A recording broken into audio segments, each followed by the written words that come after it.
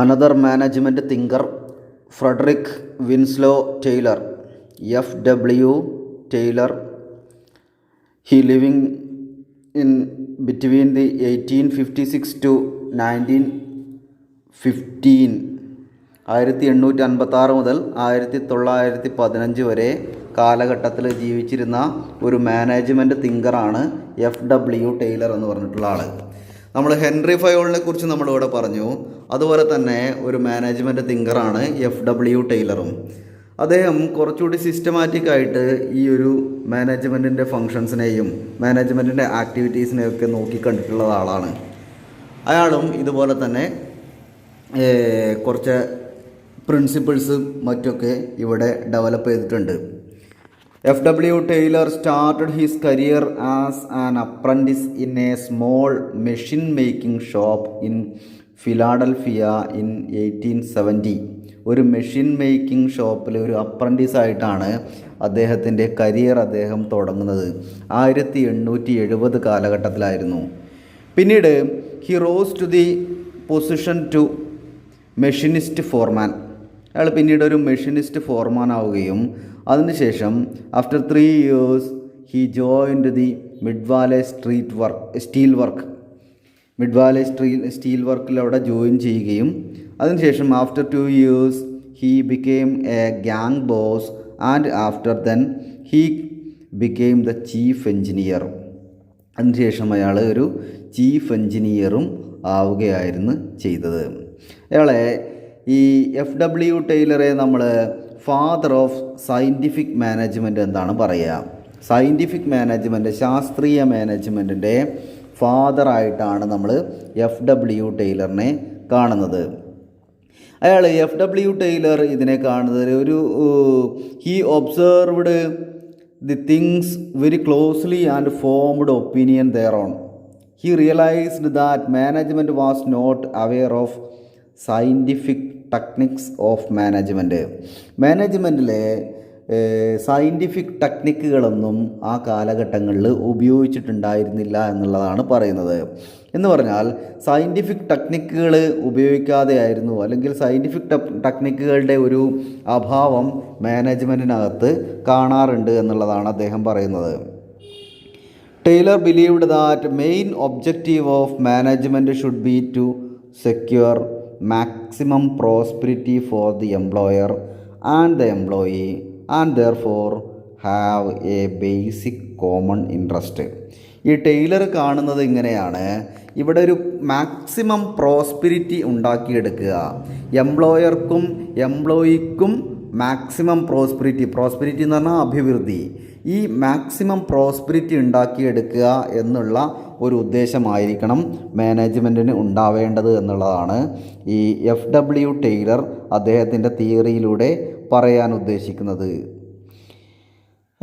But it is not reflected in practice. പക്ഷേ ഇത് നമുക്ക് പ്രാക്ടീസിൽ കാണാൻ പറ്റുന്നില്ല. യഥാർത്ഥത്തിൽ ഇതല്ല നടക്കുന്നത്.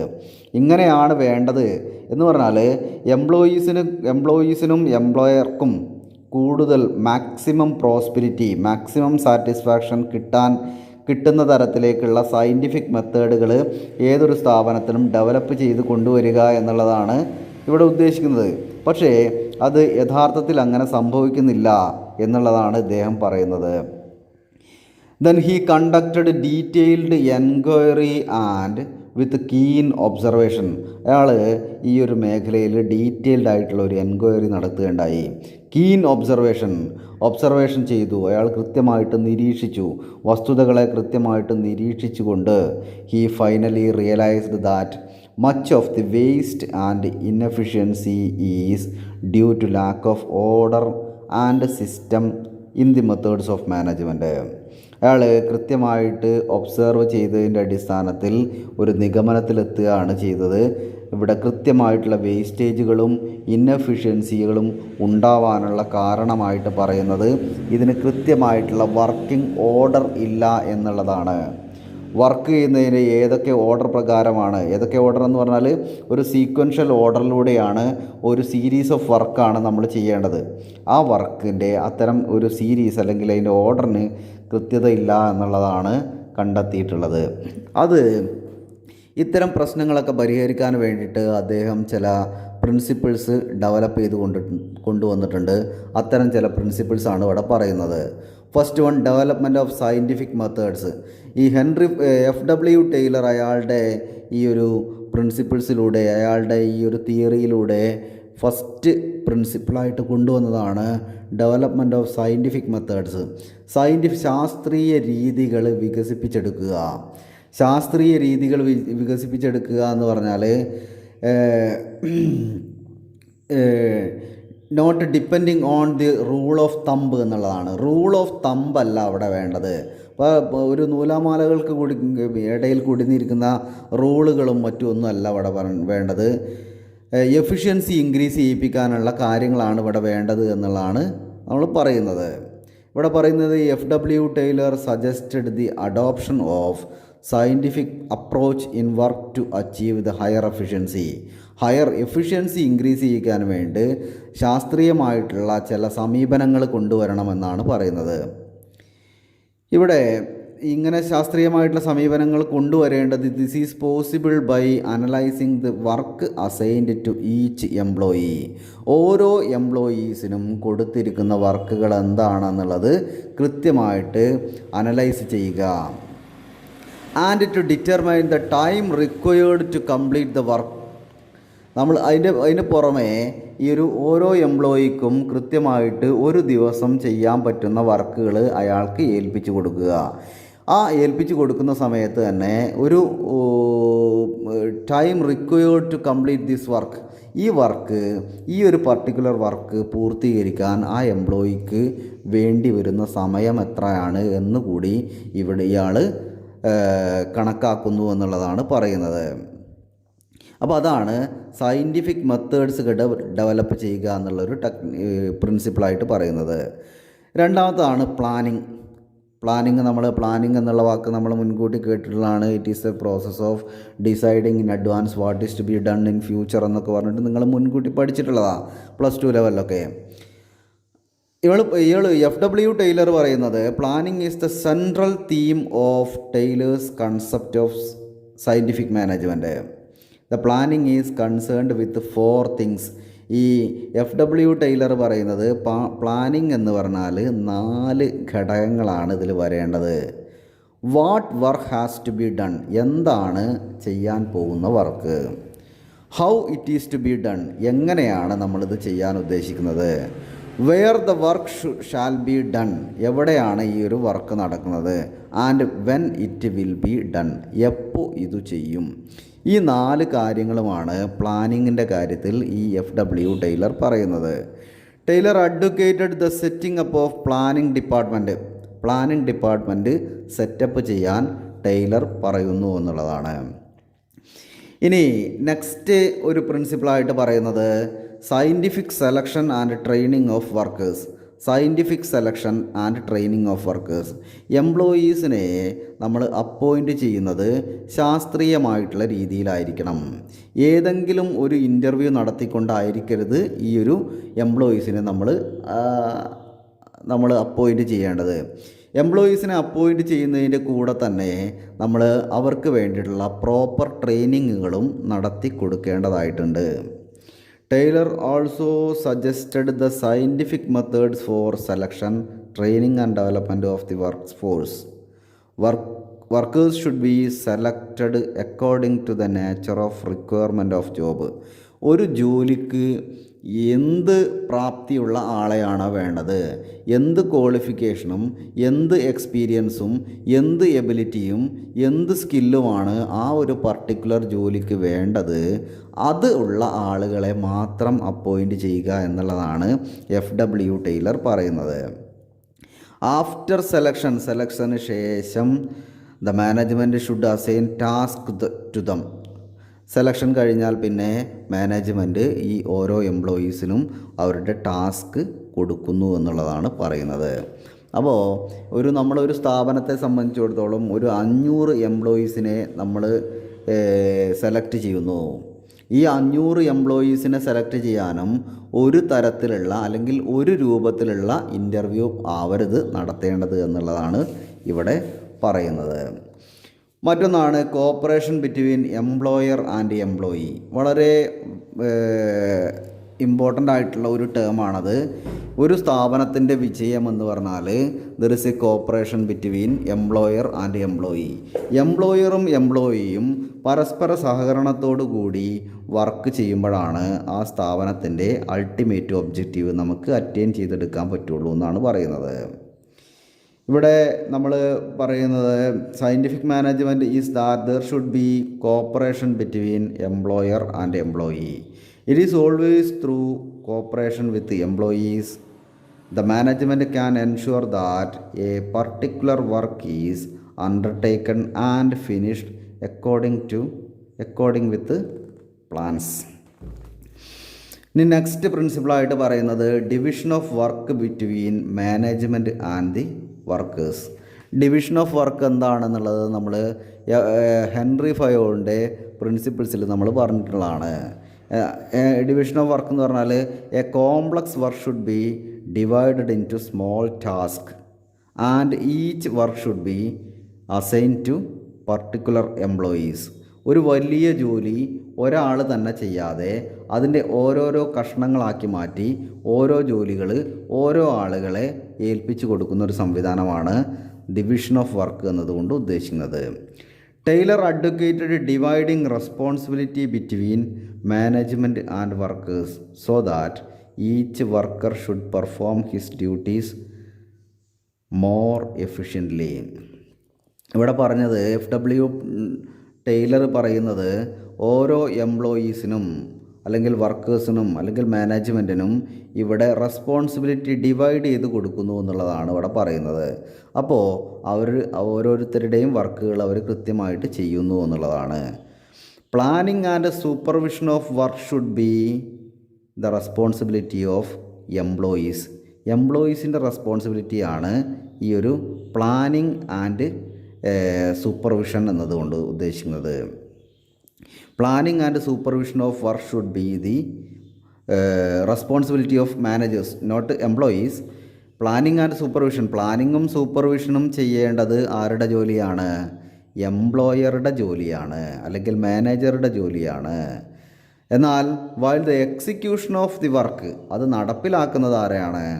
അവരുടെ നടപ്പിലാക്കുന്നത് ആണ് ഈ എംപ്ലോയീസിൻ്റെ റെസ്പോൺസിബിലിറ്റി ആയിട്ട് പറയുന്നത്. മറ്റൊരു പ്രിൻസിപ്പിൾ പറയുന്നത് differential piece rate system of wages. Differential piece rate system, നമ്മൾ എല്ലാ എംപ്ലോയീസിനും ഒരേപോലുള്ള വേജ് സിസ്റ്റം ആയിരിക്കരുത് ഉണ്ടാവേണ്ടത് എന്നുള്ളതാണ് പറയുന്നത്. നമുക്കറിയാൻ പറ്റും ഏതൊരു തരത്തിലുള്ള എംപ്ലോയീസും വർക്ക് ചെയ്യുന്നത് ഫിനാൻഷ്യൽ ബെനിഫിറ്റിന് വേണ്ടി മാത്രമാണ്. Taylor believed that financial incentive is the most suitable incentive because man work for getting money. പണം കിട്ടാനും വേണ്ടിയിട്ടാണ് ഏതൊരു എംപ്ലോയിയും ജോലി ചെയ്യുന്നത്. അതുകൊണ്ട് അത് തന്നെയാണ് ഈ പണം കൊടുക്കുക അല്ലെങ്കിൽ സാലറി കൊടുക്കുക അല്ലെങ്കിൽ വേജസ് കൊടുക്കുക അല്ലെങ്കിൽ റെമ്യൂണറേഷൻ കൊടുക്കുക എന്നതാണ് ഏറ്റവും വലിയ ഒരു ഇൻസെൻറ്റീവായിട്ട് മാനേജ്മെൻറ്റ് കാണുന്നത്. അപ്പോൾ അതിനുവേണ്ടി എന്ത് ചെയ്യും? To ensure the efficiency and speed of work he suggested the system of differential piece rate wages. Differential piece rate system അവിടെ നമ്മൾ ഡിഫൈൻ ചെയ്തിട്ട് കൊടുക്കുന്നു എന്നുള്ളതാണ് പറയുന്നത്. മറ്റൊന്നാണ് മെൻ്റൽ റവല്യൂഷൻ. മറ്റൊരു പ്രിൻസിപ്പിളാണ് മെൻ്റൽ റവല്യൂഷൻ. ഈ മെൻ്റൽ റവല്യൂഷൻ എന്നതുകൊണ്ട് ഉദ്ദേശിക്കുന്നത് there is A cooperation between the management and workers എന്നുള്ളതാണ്. എംപ്ലോയറും എംപ്ലോയീസും തമ്മിൽ ഒരു കോർഡിയൽ റിലേഷൻഷിപ്പ് ഉണ്ടാക്കിക്കൊണ്ട് ആ സ്ഥാപനത്തിൻ്റെ അൾട്ടിമേറ്റ് ഒബ്ജക്റ്റീവ് നേടിയെടുക്കുക എന്നുള്ളതാണ് മാനസിക വിപ്ലവം എന്നൊക്കെ അതിനെ പറയും. These are the principles of FW Taylor. Next, what are the features of scientific management? Scientific മാനേജ്മെൻറ്റിൻ്റെ ഫീച്ചേഴ്സ് എന്തൊക്കെയാണ്? നമ്മൾ നേരത്തെ പറഞ്ഞ പോലെ സയൻറ്റിഫിക് മാനേജ്മെൻറ്റിൽ FW ടൈലർ പറയുന്നത് scientific management means exactly what you want men to do. എന്താണോ ആളുകളെ കൊണ്ട് ചെയ്യാൻ ഉദ്ദേശിക്കുന്ന കാര്യം, exactly what you want men to do and seeing that they do it in the best and cheapest വേ. അത് employees ഏറ്റവും ബെസ്റ്റായിട്ടും ചീപ്പസ്റ്റായിട്ടും ചെയ്യുന്നുണ്ട് എന്നുള്ളത് ഉറപ്പ് വരുത്തുന്നതിനെയാണ് നമ്മൾ സയൻറ്റിഫിക് മാനേജ്മെൻറ്റ് എന്ന് പറയുക. ഈ സയൻറ്റിഫിക് മാനേജ്മെൻറ്റിൻ്റെ ചില ഫീച്ചേഴ്സ് പറയുന്നുണ്ട്. Separation of planning and doing. പ്ലാനിങ്ങും ഡൂയിങ്ങും രണ്ടും രണ്ട് തന്നെയാണ് എന്നാണ് പറയുന്നത്. Taylor emphasized that planning should be left to the supervisors. Planning work സൂപ്പർവൈസേഴ്സിൻ്റെ ജോലിയാണ്. And work should be given emphasize worker should give emphasis only on operational work. Operational വർക്കുകൾ അണ്ടർടേക്ക് ചെയ്യുന്നത് വർക്കറായിരിക്കും അല്ലെങ്കിൽ എംപ്ലോയി ആയിരിക്കും.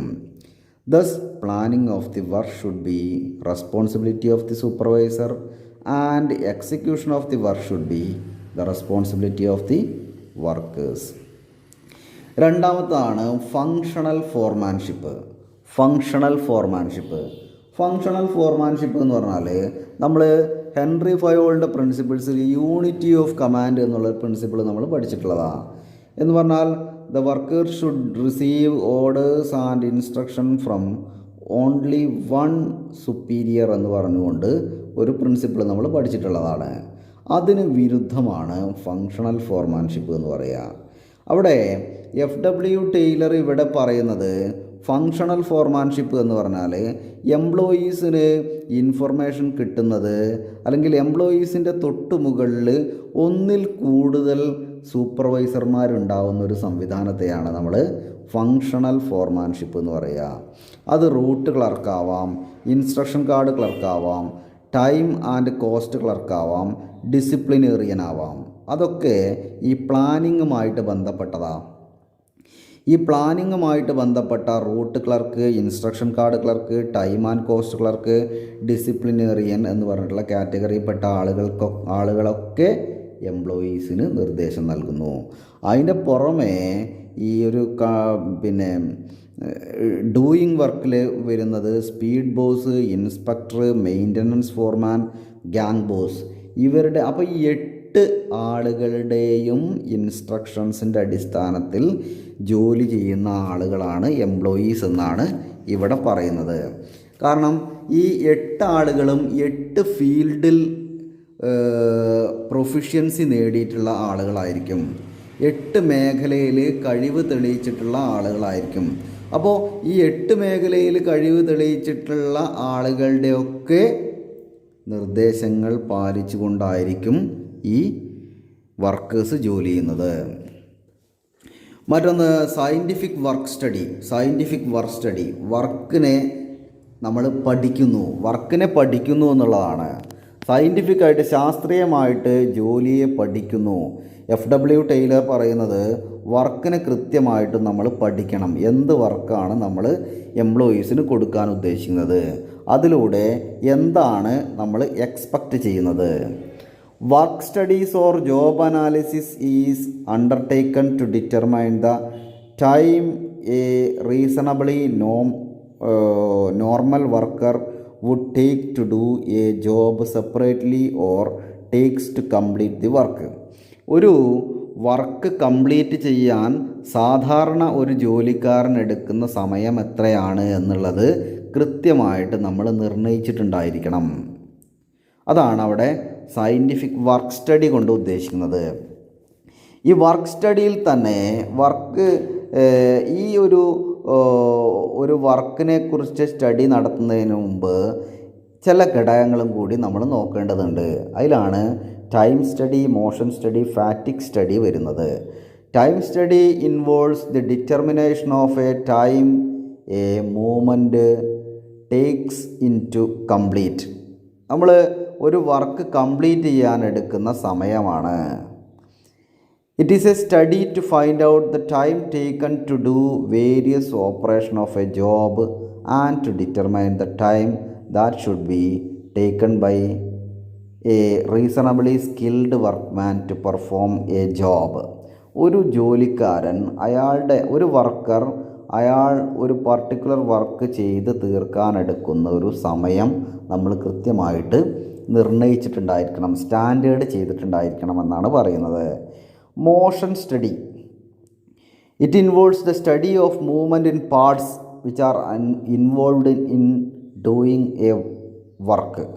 മോഷൻ സ്റ്റഡി എന്ന് പറഞ്ഞാൽ അയാളുടെ ഒരു എംപ്ലോയീസിൻ്റെ മൂവ്മെൻ്റാണ് ഇത് ഉദ്ദേശിക്കുന്നത്.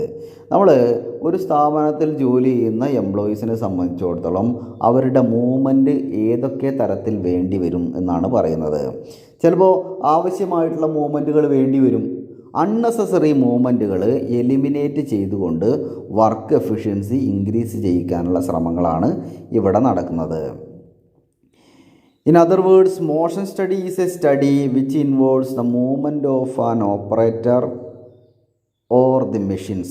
ഓപ്പറേറ്ററിൻ്റെയോ മെഷീൻസിൻ്റെയോ മൂവ്മെൻ്റ് ആണ് അവിടെ ഉദ്ദേശിക്കുന്നത്. അത് അടക്കം എംപ്ലോയീസിൻ്റെ മൂവ്മെൻ്റ് അടക്കം കൃത്യമായിട്ട് അനാലിസിസിന് വിധേയമാക്കുന്നു. മറ്റൊന്ന് ഫാറ്റിക് സ്റ്റഡി. നമ്മൾ കുറേ നേരം ജോലി ചെയ്ത് കഴിഞ്ഞാൽ നമുക്ക് ക്ഷീണം സംഭവിക്കും. അപ്പോൾ നോർമൽ ഒരു മനുഷ്യനെ സംബന്ധിച്ചിടത്തോളം 8 മണിക്കൂർ ജോലിയാണ് കൊടുക്കാറുള്ളത്. ആ 8 മണിക്കൂറിൽ കൂടുതൽ അയാൾ ജോലി ചെയ്യേണ്ടി വന്നു കഴിഞ്ഞാൽ അയാളുടെ എഫിഷ്യൻസി കുറയുന്നു എന്നുള്ളതാണ് പറയുന്നത്. ഓവർ ടൈം ജോലികളൊക്കെ ചെയ്തു കഴിഞ്ഞാൽ അടുത്ത ദിവസം ഇയാൾക്ക് ജോലിക്ക് വരാനുള്ള ഫിസിക്കൽ ഫിറ്റ്നസ് ഇല്ലാതാവുകയും അത് അയാളുടെ എഫിഷ്യൻസിയെ കുറയ്ക്കുകയും ചെയ്യുന്നു എന്നുള്ളതാണ് പറയുന്നത്. FW ടൈലർ പറയുന്നത്. It shows the amount and frequency of rest required for completing A work. ഒരു വർക്ക് കംപ്ലീറ്റ് ചെയ്യാൻ വർക്കിൻ്റെ ഇടയിൽ ന്യായമായിട്ടുള്ള റെസ്റ്റുകൾ ഏതൊരു എംപ്ലോയീസിനും ഉണ്ടായിരിക്കണം. അത് ചെയ്തിട്ടില്ലെങ്കിൽ എന്താണ് പ്രശ്നം? ഈ ഫ്യൂച്ചറിൽ ഈ എംപ്ലോയിയുടെ എഫിഷ്യൻസി അവിടെ കുറയുകയാണ് ചെയ്യുന്നത്. ഇനി നാലാമത്തെ ഒരു പ്രിൻസിപ്പിളാണ് FW ടൈലറുടെ പ്രിൻസിപ്പിളാണ് സ്റ്റാൻഡേർഡൈസേഷൻ. നമ്മളൊരു സ്റ്റാൻഡേർഡൈസേഷൻ ഫിക്സ് ചെയ്യണം എന്നുള്ളതാണ് പറയുന്നത്. സ്റ്റാൻഡേർഡ് എന്ന് പറഞ്ഞാൽ നമ്മൾ എന്താണോ ചെയ്യാൻ ഉദ്ദേശിക്കുന്നത് അതിനെയാണ് നമ്മൾ സ്റ്റാൻഡേർഡ് എന്ന് പറയുക. Standards are set up in respect of tools and equipments, period of work, working condition, quality of raw materials, use of standard instruments, standard raw materials, maintaining good working conditions and proper work periods with sufficient rest time will add production capacity of workers and management. നമ്മളൊരു എംപ്ലോയീസിനെ സംബന്ധിച്ചിടത്തോളം ഒരു standard fix ചെയ്യുന്ന സമയത്ത് ഈ പറഞ്ഞിരിക്കുന്ന ഘടകങ്ങളെല്ലാം പരിശോധിക്കേണ്ടതാണെന്നാണ് പറയുന്നത്. സ്റ്റാൻഡേർഡ് എന്ന് പറഞ്ഞാൽ ഒരു ദിവസം ഒരു എംപ്ലോയിക്ക് ചെയ്യാൻ പറ്റുന്ന വർക്കിനെയാണ് നമ്മൾ സ്റ്റാൻഡേർഡ് എന്ന് പറയുക. സാധാരണ ഒരു മനുഷ്യനെ സംബന്ധിച്ചിടത്തോളം ഒരു നോർമൽ എംപ്ലോയി ഒരു വർക്ക് കംപ്ലീറ്റ് ചെയ്യാൻ എടുക്കുന്ന ഒരു സമയം, അതാണ് സ്റ്റാൻഡേർഡ്. ആ സ്റ്റാൻഡേർഡ് അറ്റൈൻ ചെയ്യാൻ അവിടെ പറ്റണമെന്നുള്ളതാണ് പറയുന്നത്. ചിലപ്പോൾ ചില എംപ്ലോയീസ് ആ സ്റ്റാൻഡേർഡിൻ്റെയും മുകളിൽ വർക്ക് ചെയ്യാൻ സാധ്യതയുണ്ട്. ചില ആളുകൾ സ്റ്റാൻഡേർഡിന് താഴെയും വർക്ക് ചെയ്യാൻ സാധ്യതയുണ്ട്. അപ്പോൾ ആ സ്റ്റാൻഡേർഡ് നിലനിർത്തി പോകണം എന്നുള്ളതാണ് പറയുന്നത്. മറ്റൊരു ഫീച്ചർ പറയുന്നത്, സയൻറ്റിഫിക് മാനേജ്മെൻറ്റ് ഫീച്ചർ പറയുന്നത് scientific selection and training of workers എന്നുള്ളതാണ്. ഞാൻ നേരത്തെ നമ്മൾ പറഞ്ഞിട്ടുണ്ടായിരുന്നു, എംപ്ലോയീസിനെ അപ്പോയിൻ്റ് ചെയ്യുന്ന സമയത്ത് അവരുടെ ക്വാളിഫിക്കേഷൻ, ആ വർക്കിന് വേണ്ടിയിട്ടുള്ള ക്വാളിഫിക്കേഷനും എക്സ്പീരിയൻസും നേടിയിട്ടുള്ള ആളുകളെ മാത്രം അവിടെ അപ്പോയിൻ്റ് ചെയ്യുക. ഇനി അതല്ല എങ്കിൽ അവർക്ക് കൂടുതൽ ട്രെയിനിങ് പ്രോഗ്രാമുകളൊക്കെ കൊടുത്തുകൊണ്ട് ആ വർക്ക് ചെയ്യാൻ അയാളെ എക്യുപ്പ് ആവുന്ന തരത്തിലേക്ക് കൊണ്ടുവരണം എന്നുള്ളതാണ് ഇവിടെ പറയുന്നത്. മറ്റൊന്നാണ് ഫിനാൻഷ്യൽ ഇൻസെൻറ്റീവ്സ്. ഫിനാൻഷ്യൽ ഇൻസെൻറ്റീവ്സ് എന്ന് പറഞ്ഞാൽ നമുക്കറിയാം monetary and non monetary incentives ഒക്കെ എന്നാണ് നമ്മൾ ഈ ഒരു എംപ്ലോയീസിന് കൊടുക്കുന്നത്. നമ്മൾ പറഞ്ഞു ഈ ഡിഫറൻഷ്യൽ പീസ് റേറ്റ് സിസ്റ്റം എന്നുള്ള സിസ്റ്റം ഈ FW ടൈലർ ഡെവലപ്പ് ചെയ്ത് കൊണ്ടുവന്നിട്ടുണ്ട്. അതാണ് ഫിനാൻഷ്യൽ ഇൻസെൻറ്റീവ്സ് കൊണ്ട് ഉദ്ദേശിക്കുന്നത്. മറ്റൊന്ന് എക്കോണമി എന്ന് പറഞ്ഞാൽ ഏറ്റവും ചെലവ് ചുരുങ്ങിയ തരത്തിലെ കോസ്റ്റ്ലെസ് എന്നുള്ളതാണ് ഉദ്ദേശിക്കുന്നത്. അപ്പോൾ നമ്മുടെ വർക്ക് നമ്മൾ ചെയ്യുന്ന സമയത്ത് പരമാവധി നമ്മൾ വേസ്റ്റേജുകളൊക്കെ കുറച്ചുകൊണ്ട് പ്രോഫിറ്റ് കൂട്ടുക എന്നുള്ളതാണ് ഉദ്ദേശിക്കുന്നത്. For this purpose techniques of cost estimates and control should be adopted. Cost കുറയ്ക്കാൻ വേണ്ടിയിട്ടുള്ള പരമാവധി കുറയ്ക്കാൻ വേണ്ടിയിട്ടുള്ള ടെക്നിക്കുകളും ഇവിടെ ഡെവലപ്പ് ചെയ്ത് കൊണ്ടുവരണം എന്നുള്ളതാണ് പറയുന്നത്. മറ്റൊന്ന് മെൻ്റൽ റവല്യൂഷൻ. നേരത്തെ പറഞ്ഞ പോലെ തന്നെ there is A mutual corporation between the management and workers. ഇനി മാനേജ്മെൻറ്റും അഡ്മിനിസ്ട്രേഷനും തമ്മിലുള്ള ഡിഫറൻസിനെ കുറിച്ചാണ് പറയുന്നത്. നമ്മൾ മാനേജ്മെൻറ്റും അഡ്മിനിസ്ട്രേഷനും തമ്മിലുള്ള ഡിഫറൻസ് നമ്മൾ ഇവിടെ പറയാറുണ്ട്. ഇവിടെ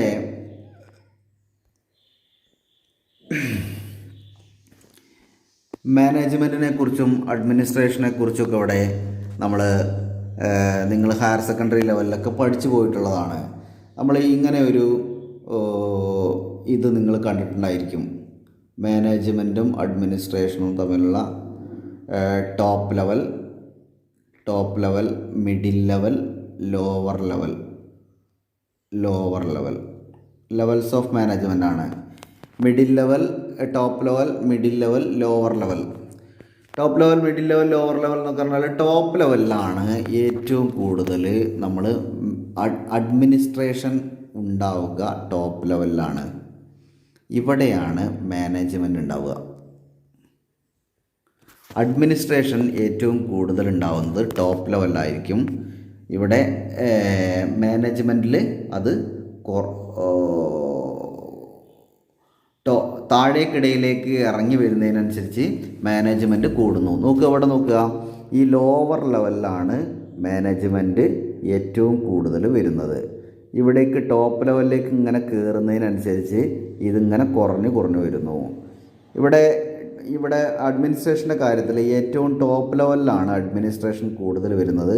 പിന്നീട് താഴേക്ക് ഇറങ്ങുന്നതിനനുസരിച്ച് കുറഞ്ഞു വരുന്നു എന്നുള്ളതാണ്. അപ്പോൾ അഡ്മിനിസ്ട്രേഷനും മാനേജ്മെൻറ്റും തമ്മിലുള്ള ഡിഫറൻസ് എന്ന് പറഞ്ഞാൽ, അഡ്മിനിസ്ട്രേഷൻ എന്ന് പറഞ്ഞാൽ ടോപ്പ് ലെവൽ ഫംഗ്ഷനാണ്. മാനേജ്മെൻറ്റ് എന്ന് പറഞ്ഞാൽ ഒരു ലോവർ ലെവൽ ഫംഗ്ഷനുമാണ്. അഡ്മിനിസ്ട്രേഷൻ എന്ന് പറഞ്ഞാൽ ടോപ്പ് ലെവൽ ഫംഗ്ഷനാണ്. മാനേജ്മെൻറ്റ് എന്ന് പറഞ്ഞാൽ ലോവർ ലെവൽ ഫംഗ്ഷനുമാണ്. നോക്കുക, മാനേജ്മെൻറ്റും അഡ്മിനിസ്ട്രേഷനും തമ്മിലുള്ള ചില ഡിഫറൻസുകളെ കുറിച്ച് ഇവിടെ പറയുന്നുണ്ട്. Management is A systematic way of managing people and things within the organisation.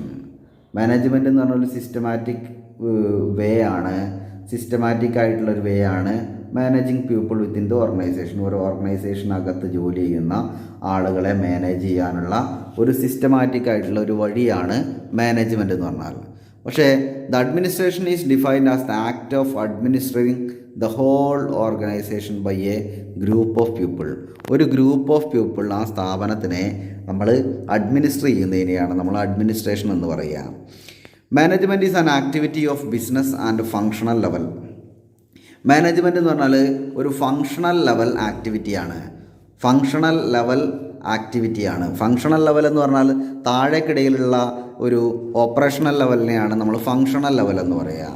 ആ ഫങ്ഷണൽ ലെവലിൽ എന്ന് പറഞ്ഞാൽ ലോവർ ലെവൽ ആക്ടിവിറ്റിയാണ് മാനേജ്മെൻറ്റ് എന്നതാണ് ഉദ്ദേശിക്കുന്നത്. എന്നാൽ അഡ്മിനിസ്ട്രേഷൻ എന്ന് പറഞ്ഞാൽ ഒരു ഹയർ ലെവൽ ആക്ടിവിറ്റിയാണ്. ഞാൻ നേരത്തെ പറഞ്ഞ പോലെ തന്നെ ഈ അഡ്മിനിസ്ട്രേഷൻ ഏറ്റവും ടോപ്പ് ലെവലിൽ വരുന്ന ഒരു ആക്ടിവിറ്റിയാണ്. എന്നാൽ മാനേജ്മെൻറ്റ് എന്ന് പറഞ്ഞാൽ ലോവർ ലെവലിൽ വരുന്ന ഒരു ആക്ടിവിറ്റിയാണ്. Management focuses on policy implementation. Management focus ചെയ്യുന്നത് നടപ്പിലാക്കിയ തീരുമാനമാക്കിയ പോളിസി നടപ്പിലാക്കുന്ന ജോലിയാണ് മാനേജ്മെൻറ്റിനുള്ളത്. എന്നാൽ policy formulation is performed by അഡ്മിനിസ്ട്രേഷനിൽ ആ പോളിസി ഉണ്ടാക്കുന്നത് അഡ്മിനിസ്ട്രേഷനിലാണ്.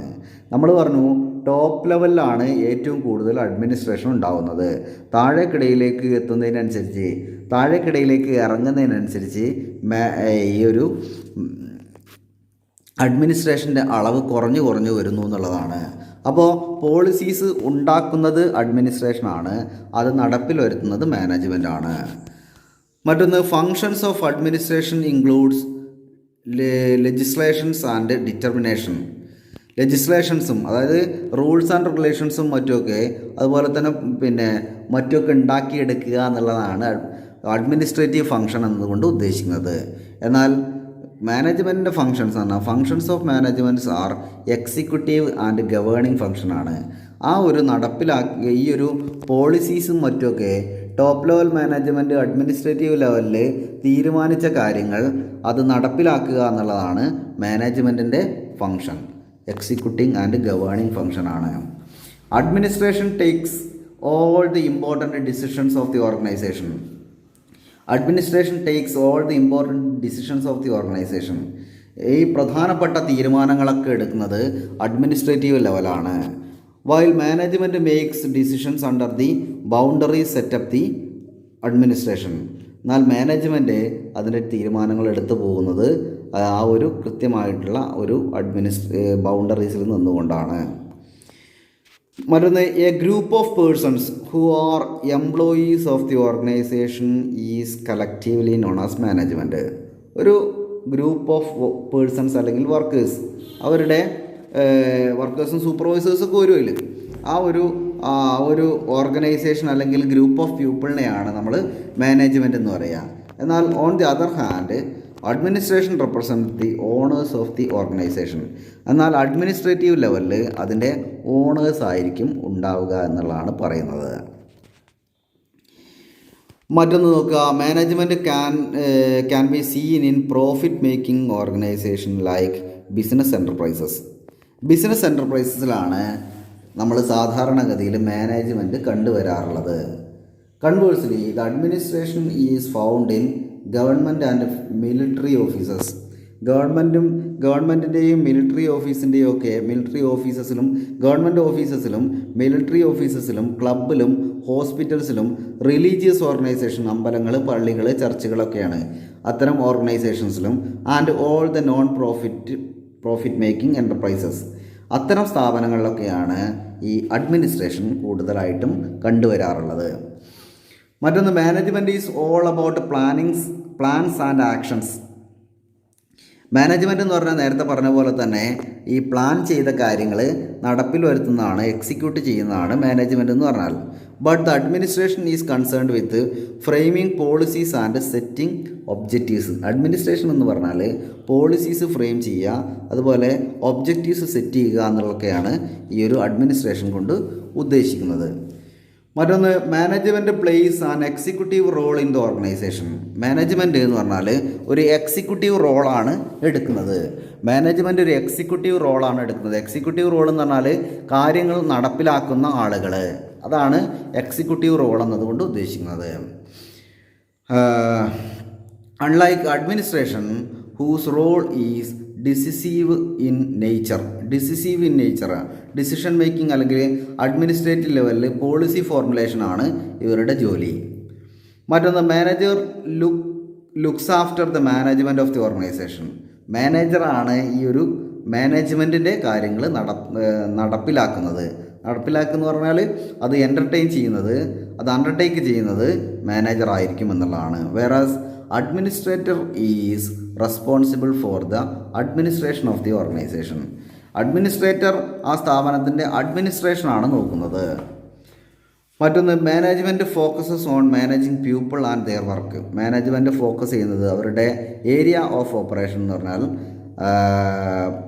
മാനേജ് ചെയ്യുക ആളുകളെ, ആ സ്ഥാപനത്തിൽ ജോലി ചെയ്യുന്ന ആളുകളെ മാനേജ് ചെയ്യുക എന്നുള്ളതാണ്. On the other hand administration focus on making the best possible utilization of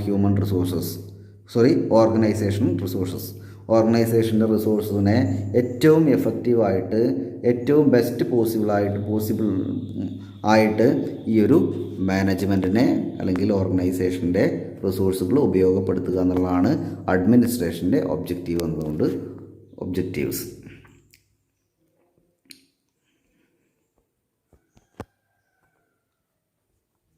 ഇനി നോക്കുക, next management by objectives. Management by objectives. Management by objectives, MBO എന്ന് പറയും. MBO എന്ന് പറഞ്ഞാൽ നമ്മൾ വളരെ പ്രധാനപ്പെട്ട first functions of management is planning. നമുക്കറിയാം ഒരു ബിസിനസ് സ്ഥാപനം എന്ന് പറഞ്ഞാൽ എപ്പോഴും ഒരു അൺസേർട്ടനിറ്റി നിറഞ്ഞതാണ്. ഒരു അനിശ്ചിതത്വം, ഫ്യൂച്ചറിൽ എന്ത് സംഭവിക്കാൻ പോകുന്നു എന്നുള്ളത് നമുക്ക് പലപ്പോഴും ഇപ്പോൾ പ്രെഡിക്റ്റ് ചെയ്യാൻ പറ്റാറില്ല. അത് കൃത്യമായിട്ട് നമ്മൾ മുൻകാലങ്ങളിൽ നടന്നിരിക്കുന്ന സംഭവങ്ങളുടെയൊക്കെ പശ്ചാത്തലത്തിൽ നമുക്കൊരു പരിധി വരെ അത് നമുക്ക് മുൻകൂട്ടി കണ്ടുകൊണ്ട് അതിനെ പ്രതിരോധിക്കാൻ പറ്റും. അപ്പോൾ അതിനു വേണ്ടിയിട്ടാണ് നമ്മൾ ഏതൊരു ബിസിനസ് സ്ഥാപനത്തിലും പ്ലാനിങ് നടത്തുന്നത്. പ്ലാനിങ്ങിൽ നമ്മൾ ഫ്യൂച്ചറിലുണ്ടാവുന്ന പലതരത്തിലുള്ള റിസ്ക്കുകളെയും ഒഴിവാക്കാനും ഭാവിയിൽ നമ്മൾ എന്തൊക്കെയാണ് ചെയ്യാൻ ഉദ്ദേശിക്കുന്നത്, നമ്മളൊരു മാനുഫാക്ചറിങ് കൺസേൺ ആണെങ്കിൽ അവിടെ നമ്മളൊരു വർഷം നമ്മൾ ഉൽപ്പാദിപ്പിക്കാൻ ഉദ്ദേശിക്കുന്ന പ്രോഡക്റ്റുകളുടെ എണ്ണം, അല്ലെങ്കിൽ നമ്മുടെ സ്ഥാപനം ഈ വർഷം നേടിയെടുക്കാൻ ഉദ്ദേശിക്കുന്ന ലാഭം പ്രോഫിറ്റ് എത്രത്തോളം ഉണ്ട് എന്നൊക്കെയാണ് നമ്മളിവിടെ പ്ലാൻ ചെയ്യുന്നത്. അപ്പോൾ ഒരു ബിസിനസ് സ്ഥാപനത്തെ സംബന്ധിച്ചിടത്തോളം അതിൻ്റെ മാനേജ്മെൻറ്റ് ലോങ് ടേം ആയിട്ടുള്ളയും ഷോർട്ട് ടേം ആയിട്ടുള്ളയും പ്ലാനുകൾ ചെയ്യാറുണ്ട്. നമ്മുടെ ഡേ ടു ഡേ ലൈഫിൽ തന്നെ നമ്മൾ നാളെ ചെയ്യാൻ ഉദ്ദേശിക്കുന്ന കാര്യങ്ങളിൽ നിന്ന് നമ്മൾ മനസ്സിലിട്ടൊന്ന് പ്ലാൻ ചെയ്യും. നാളെ നമ്മൾ എന്ത് ചെയ്യണം, നാളെ ഇവിടെ പോകുന്നു, ഇവിടെ പോയി കഴിഞ്ഞാൽ നമ്മൾ ചെയ്യാൻ ഉദ്ദേശിക്കുന്ന കാര്യങ്ങൾ ഇതൊക്കെയാണ്, നമ്മൾ ഇന്ന സമയത്ത് മടങ്ങിയെത്തും എന്നൊക്കെ നമ്മൾ കൃത്യമായിട്ട് പ്ലാൻ ചെയ്ത് പോകാറുണ്ട്. അതുപോലെ തന്നെ ഏതൊരു സ്ഥാപനത്തിലും ഇതുപോലുള്ള പ്ലാനിങ്ങുകൾ നടക്കാറുണ്ട്. Planning is deciding in advance what is to be done. എന്താണ് ഭാവിയിൽ ചെയ്യാൻ ഉദ്ദേശിക്കുന്ന കാര്യങ്ങൾ അത് മുൻകൂട്ടി നമ്മൾ തീരുമാനിക്കുന്നതിനെയാണ് നമ്മൾ പ്ലാനിങ് എന്ന് പറയുക. Planning is concerned with thinking before doing എന്നാണ് പറയുക. നമ്മൾ ചെയ്യുന്നതിന് മുമ്പ് ആലോചിക്കുക. And deciding in advance what is to be done, how it is to be done, when it is to be done and who it is to be done. അങ്ങനെ പല ചോദ്യങ്ങളും ഉയരാറുണ്ട്. അപ്പോൾ പ്ലാനിങ് എന്ന് പറഞ്ഞാൽ ഇതാണ്. ഫ്യൂച്ചർ എപ്പോഴും അൺസേർട്ടൻ ആണ്. അതുകൊണ്ട് നമ്മളെ ബിസിനസ് സ്ഥാപനത്തെ വലിയ രൂപത്തിൽ അഫക്റ്റ് ചെയ്യാതെ നമ്മളെല്ലാ കാര്യങ്ങളും മുൻകൂട്ടി കണ്ടുകൊണ്ട് മുന്നോട്ട് പോകാനാണ് നമ്മൾ സാധാരണഗതിയിൽ പ്ലാനിങ് ചെയ്യാറുള്ളത്. പ്ലാനിങ്ങിൻ്റെ ഫീച്ചേഴ്സ് നോക്കുക. Planning is looking into the future. Planning എന്ന് പറഞ്ഞാൽ ഭാവിയുമായിട്ട് ബന്ധപ്പെട്ടതാണ്. Planning involves predetermined lines of action. നമ്മൾ മുൻകൂട്ടി തീരുമാനിച്ച ഒരു ആക്ഷനാണ് പ്ലാനിങ് എന്ന് പറഞ്ഞാൽ. Planning is continuous process. Planning ഒരിക്കലും ഫിക്സഡ് അല്ല, അത് ഫ്ലെക്സിബിളാണ്, എപ്പോൾ വേണമെങ്കിലും മാറ്റം വരുത്താൻ പറ്റുന്നതാണ്. Planning integrates various activities of the organisation. ഒരു സ്ഥാപനത്തിനകത്തുള്ള വിവിധ തരങ്ങളായിട്ടുള്ള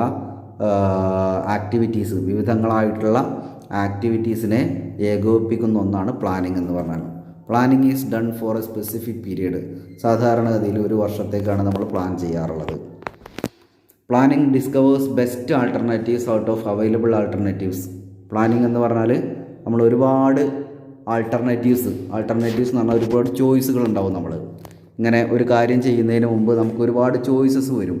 നമ്മളൊരു സ്കൂളിൽ നിന്ന് തന്നെ, നിങ്ങളെ സംബന്ധിച്ചിടത്തോളം ഒരു സ്കൂളിൽ നിന്ന് ടൂറ് പോകുന്ന സമയത്ത് എവിടെ പോകണം എന്നുള്ള കാര്യത്തിൽ പലതരത്തിലുള്ള അഭിപ്രായങ്ങൾ ക്ലാസ്സിലെ കുട്ടികളുടെ അടുത്ത് നിന്ന് വരാറുണ്ട്.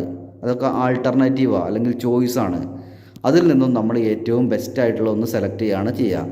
ഏറ്റവും കൂടുതൽ കുട്ടികൾ ആവശ്യപ്പെടുന്ന സ്ഥലവും, അല്ലെങ്കിൽ ഏറ്റവും കുറവ് ഫിനാൻഷ്യലായിട്ടുള്ള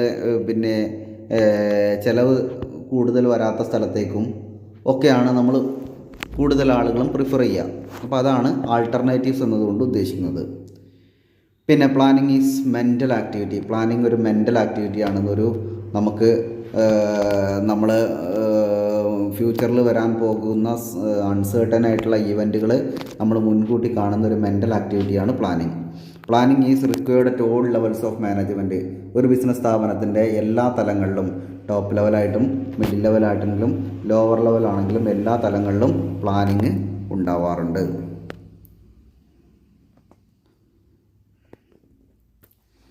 മറ്റൊന്ന്, planning is the primary functions of management. Planning എന്ന് പറഞ്ഞ മാനേജ്മെൻറ്റ് ഒരു പ്രധാനപ്പെട്ട ഒരു ഫങ്ഷനാണ് മാനേജ്മെൻറ്റിൻ്റെ. Growth and prosperity of organization is depends upon planning. Planning തെറ്റിക്കഴിഞ്ഞാൽ ആ സ്ഥാപനത്തിൻ്റെ എല്ലാം പോവും.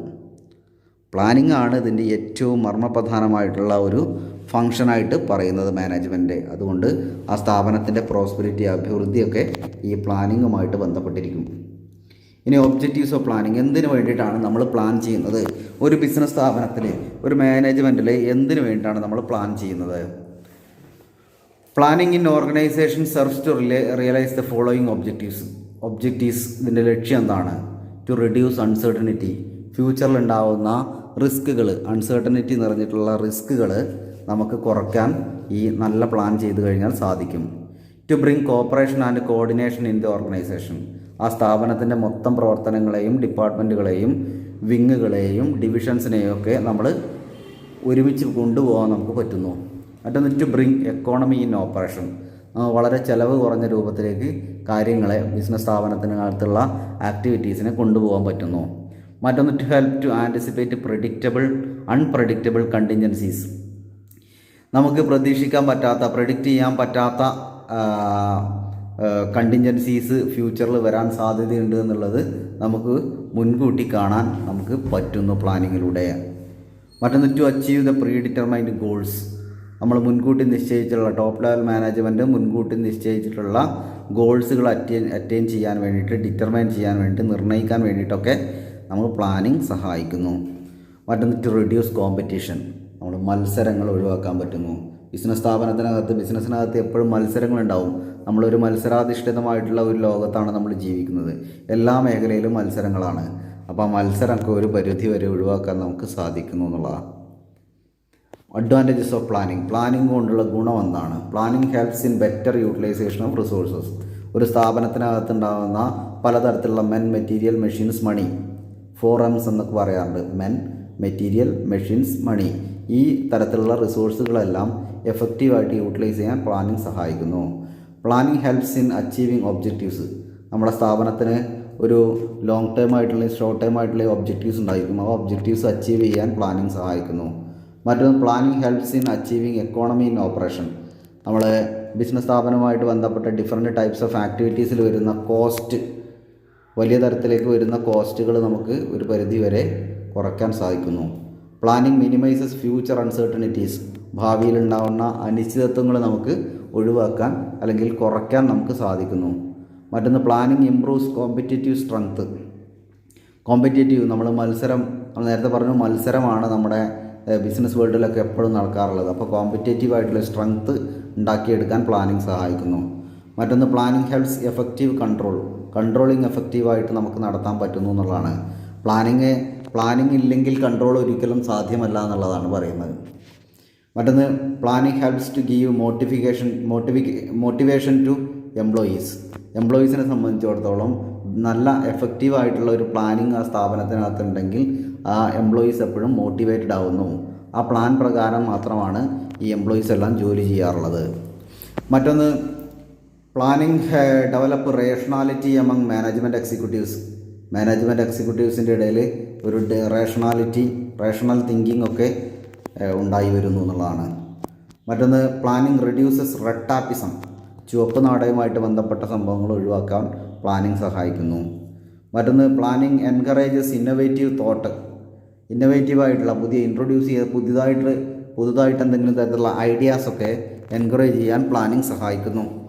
മറ്റൊന്ന് planning improves the ability to cope with changes. Planning നമ്മുടെ ബിസിനസ് സ്ഥാപനത്തിനകത്തുണ്ടാവുന്ന പലതരത്തിലുള്ള ടെക്നോളജികളായിട്ടും പലതരത്തിലുള്ള ചേഞ്ചസും വരാൻ സാധ്യതയുണ്ട്.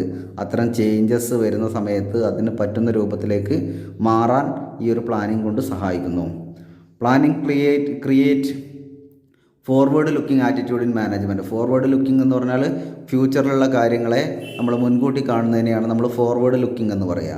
അപ്പോൾ ആ ഫോർവേഡ് ലുക്കിംഗ് സാധ്യമാവുന്നു എന്നുള്ളതാണ്. മറ്റൊന്ന് planning helps in delegation of authority എന്ന് പറഞ്ഞാൽ നമ്മൾ അധികാരങ്ങൾ താഴേക്കിടയിലേക്ക് വിട്ടുകൊടുക്കുന്നതിനെയാണ് നമ്മൾ ഡെലിഗേഷൻ ഓഫ് അതോറിറ്റി എന്ന് പറയുക. അപ്പോൾ ഡെലിഗേഷൻ ഓഫ് അതോറിറ്റിയെ സഹായിക്കുന്നു. മറ്റൊന്ന് planning provide basis for control. Planning ഉണ്ടെങ്കിൽ മാത്രമാണ് കൺട്രോളിങ് യാഥാർത്ഥ്യമാവുകയുള്ളൂ എന്നുള്ളതാണ് പറയുന്നത്. ഇനി പ്ലാനിങ് പ്രോസസ്സ് എങ്ങനെയാണ് നടക്കുന്നത്? എങ്ങനെയാണ് ഒരു സ്ഥാപനത്തിനകത്ത് പ്ലാനിങ്ങുകൾ നടത്തുന്നത്? First one, determination of objectives. ആദ്യം തന്നെ നമ്മൾ ഒബ്ജക്റ്റീവ്സ് ഡിറ്റർമിൻ ചെയ്യും. ഈ ഒബ്ജക്റ്റീവ്സ് എന്ന് പറഞ്ഞാൽ planning is not possible without definite objectives. Definite ആയിട്ടുള്ള ഒബ്ജക്റ്റീവ്സ് ഇല്ലെങ്കിൽ നമുക്ക് പ്ലാനിങ് സാധ്യമാവുകയില്ല എന്നുള്ളതാണ്. Planning is the first step in planning. Determination of objectives is the first step in planning process. Objectives are the goals which an enterprise would like to achieve. Planning objective എന്ന് പറഞ്ഞാൽ ഗോളാണ്. ആ സ്ഥാപനം നേടിയെടുക്കാൻ ഉദ്ദേശിക്കുന്ന ഗോളാണ് objective എന്ന് പറഞ്ഞാൽ. After determining organisational objectives of department, sub department and other section should be determined. നമ്മൾ ഒരു സ്ഥാപനത്തിനകത്ത് അൾട്ടിമേറ്റ് ലെവലിൽ നിൽക്കുന്ന, ടോപ്പ് ലെവലിൽ നിൽക്കുന്ന മാനേജേഴ്സായിട്ടുള്ള ആളുകൾ ആ സ്ഥാപനത്തിൻ്റെ ലോങ് ടേം ഒബ്ജക്റ്റീവ്സ് ഫിക്സ് ചെയ്യുകയും പിന്നീട് ഈ സബ് ഒബ്ജക്റ്റീവ്സായിട്ട് നമ്മൾ പല ഡിപ്പാർട്ട്മെൻറ്റുകളും, പലതരത്തിലുള്ള ഡിപ്പാർട്ട്മെൻറ്റുകൾ നമുക്ക് കാണാം. Sales, finance, marketing, research and development എന്നൊക്കെ പറഞ്ഞിട്ട് കുറേ ഡിപ്പാർട്ട്മെൻറ്റുകൾ ഉണ്ടായിരിക്കും ഒരു സ്ഥാപനത്തിനകത്ത്. അത്തരം ഡിപ്പാർട്ട്മെൻറ്റുകൾ അവരുടേതായിട്ടുള്ള പ്ലാനിങ് കൂടി ചെയ്യുന്നു. മറ്റൊന്ന്, construction of planning premises. Planning premises are the assumption about future. ഫ്യൂച്ചറിനെ സംബന്ധിച്ചിടത്തോളം ഒരു അസംഷനാണ്, ഫ്യൂച്ചറുമായിട്ട് ബന്ധപ്പെട്ട ഒരു അസംഷനാണ് പ്ലാനിങ് പ്രമിസസ് എന്ന് പറഞ്ഞാൽ. That is the unexpected environmental and internal condition. Unexpected ആയിട്ടുള്ള എൻവിയോൺമെൻറ്റലും അതുപോലെ തന്നെ ഇൻറ്റേർണലുമായിട്ടുള്ള കണ്ടീഷൻസാണ് അത് ഈ പ്ലാനിങ് പ്രമിസസ് കൊണ്ട് ഉദ്ദേശിക്കുന്നത്. മറ്റൊന്ന്, collection, classification and processing of information. Collection, classification and processing of information. അപ്പോൾ നമ്മൾ പ്ലാൻ ചെയ്യുന്നതിന് മുമ്പ് നമ്മൾ ഡാറ്റ കളക്ട് ചെയ്യണം, അത് ക്ലാസിഫൈ ചെയ്യണം, അത് പ്രോസസ്സ് ചെയ്യണം. ആ ഒരു കാര്യമാണ് അവിടെ പറയുന്നത്. മറ്റൊന്ന്, identification of alternative course of action. നമ്മൾ നേരത്തെ പറഞ്ഞ പോലെ തന്നെ ആൾട്ടർനേറ്റീവായിട്ടുള്ള പല കാര്യങ്ങളുണ്ടായിരിക്കും. നമ്മൾ നേരത്തെ പറഞ്ഞു, ഒരു സ്കൂളിൽ നിന്ന് ഒരു ടൂർ പോകുന്ന സമയത്ത് പലതരത്തിലുള്ള ഓപ്ഷൻസ് നമുക്ക് കിട്ടും. ആ ഓപ്ഷൻസിനെയാണ് നമ്മൾ ആൾട്ടർനേറ്റീവ് എന്ന് പറയുക. അപ്പോൾ പിന്നെ ഒരു ബിസിനസ് സ്ഥാപനത്തിനകത്തും ഇതുപോലുള്ള ആൾട്ടർനേറ്റീവ്സ് ഉണ്ടാവാറുണ്ട്. ഒരു ബിസിനസ് സ്ഥാപനത്തിനകത്ത് നമ്മൾ ഒരു വിഭാഗം ആളുകൾ പറയുകയാണ്, അടുത്ത വർഷം നമ്മൾ 250 യൂണിറ്റ് നമ്മുടെ പ്രോഡക്റ്റ് പ്രൊഡ്യൂസ് ചെയ്യണം. വേറൊരു ടീം പറയുന്നു, വേറൊരു കുറച്ച് ആളുകൾ പറയുന്നു, നമുക്ക് 300 യൂണിറ്റ് പ്രൊഡ്യൂസ് ചെയ്യണം, അല്ലെങ്കിൽ ഇത്ര ഏണിംഗ് കപ്പാസിറ്റി നമുക്ക് ഉണ്ടാക്കണം എന്ന് പറഞ്ഞിട്ട് വ്യത്യസ്ത അഭിപ്രായങ്ങൾ പറയുന്നു. ഇത്തരം വ്യത്യസ്തമായിട്ടുള്ള അഭിപ്രായങ്ങളെയാണ് നമ്മൾ ആൾട്ടർനേറ്റീവ് കോഴ്സ് ഓഫ് ആക്ഷൻ എന്ന് പറയുക. എന്നിട്ട് ഈ ആൾട്ടർനേറ്റീവുകളെ അടുത്ത സ്റ്റെപ്പ് എന്ന് പറഞ്ഞാൽ ഇവാലുവേഷൻ ഓഫ് ആൾട്ടർനേറ്റീവ്സ്. ഈ അവൈലബിൾ ആയിട്ടുള്ള ആൾട്ടർനേറ്റീവ്സിനെല്ലാം അനാലിസിസിന് വിധേയമാക്കുന്നു, ഇവാലുവേഷന് വിധേയമാക്കുന്നു. Selecting the best course of action. ഇതിൽ നിന്നും ഏറ്റവും നല്ല ഒന്ന് സെലക്ട് ചെയ്യും. നമ്മൾ നേരത്തെ ടൂർ പോകുന്ന കാര്യം പറഞ്ഞു. ആദ്യം തന്നെ കൊടൈക്കനാൽ പറയുന്നു, അല്ലെങ്കിൽ ഊട്ടി പറയുന്നു, അല്ലെങ്കിൽ വയനാട് പറയുന്നു, അല്ലെങ്കിൽ ചിക്ക്മാംഗ്ലൂർ പറയുന്നു, അല്ലെങ്കിൽ കർണാടകയിലുള്ള മറ്റേതെങ്കിലും സ്ഥലങ്ങൾ പറയുന്നു, തമിഴ്നാട്ടിലുള്ള മറ്റ് സ്ഥലങ്ങൾ പറയുന്നു, കൊടൈക്കനാൽ പറയുന്നു. അപ്പോൾ ഇങ്ങനെ പല സ്ഥലത്തുള്ള സ്ഥലങ്ങളും പല ആളുകളും പറയുന്നു. അങ്ങനെ പറയുന്ന സമയത്ത് അതിൽ നിന്നും ഏറ്റവും നല്ല ഒന്ന് സെലക്ട് ചെയ്യുന്നതിനെയാണ് നമ്മൾ selecting the best course of action എന്ന് പറയുക. മറ്റൊന്ന്, പ്രിപ്പറേഷൻ ഓഫ് സബ്സിഡിയറി പ്ലാൻസ്. നമ്മൾ ആ ഒരു എണ്ണം സെലക്ട് ചെയ്ത് കഴിഞ്ഞാൽ പിന്നീട് സബ്സിഡിയറി പ്ലാൻസ് നമ്മൾ സെലക്ട് ചെയ്യും. സബ്സിഡിയറി പ്ലാൻസ് എന്ന് പറഞ്ഞാൽ പിന്നീട് ആ പ്ലാനുമായിട്ട് ബന്ധപ്പെട്ട അതിൻ്റെ ചെറിയ ചെറിയ ഭാഗങ്ങളായിട്ട് ഈ പ്ലാൻ അറ്റൈൻ ചെയ്യാൻ വേണ്ടിയിട്ട് നമ്മൾ ചെറിയ ചെറിയ ഭാഗങ്ങളായിട്ട് അതിനെ വീണ്ടും പ്ലാൻ ചെയ്യും. അതിനെയാണ് നമ്മൾ സബ്സിഡിയറി പ്ലാൻസ് എന്ന് പറയുക. മറ്റൊന്ന്, ഇംപ്ലിമെൻറ്റേഷൻ ആൻഡ് ഫോളോ അപ്പ്. അത് നടപ്പിൽ വരുത്തുന്നു. മറ്റൊന്ന്, assessment of strength and weaknesses. ഇതിൻ്റെ സ്ട്രെങ്ത്തും വീക്ക്നെസ്സും ഒക്കെ നമ്മൾ അസസ് ചെയ്യുന്നു. ഇനി ടൈപ്സ് ഓഫ് പ്ലാൻസ്. വിവിധ തരത്തിലുള്ള പ്ലാൻസുകൾ കാണാറുണ്ട്. പലതരത്തിലുള്ള പ്ലാനുകൾ, policies, procedures,